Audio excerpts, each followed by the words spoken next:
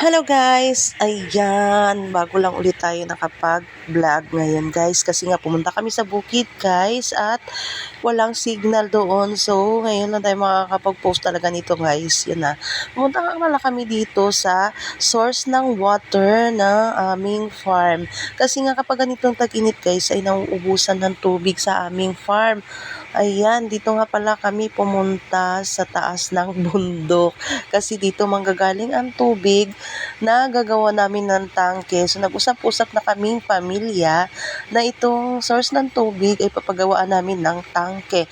Pasensya na kayo guys yung aking busis kasi masama talaga yung pakiramdam ko. So itinry ko lang na makapag voice over.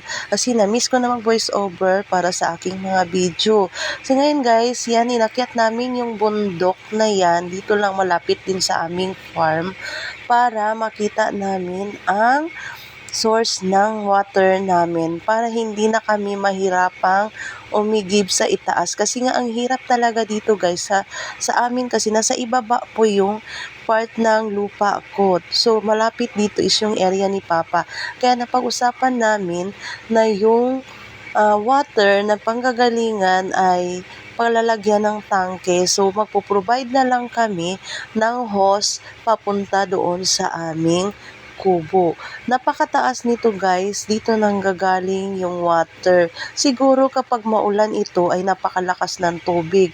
So ngayon, dahil napakainit ng panahon ngayon, talagang mahina ang water pero nagbibigay siya ng water. Yan talaga nakakabilib at nakaka-amaze guys kasi may ganitong water source kami. So talagang pinag-anuhan talaga to ni Papa.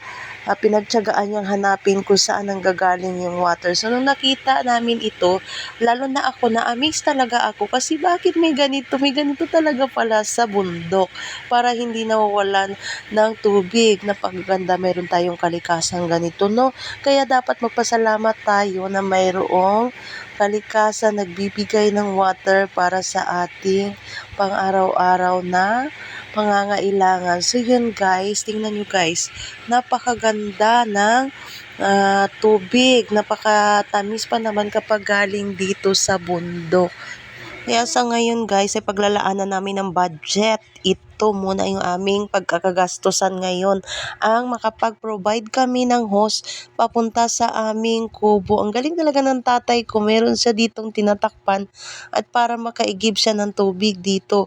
So kapag naibaba na itong tubig na ito, kapag nakabili na kami ng gamit dito, mga materyales, ay sa baba kami maglalagay ng tangke para doon maiipon ang water na nanggagaling dito sa taas ng bundok.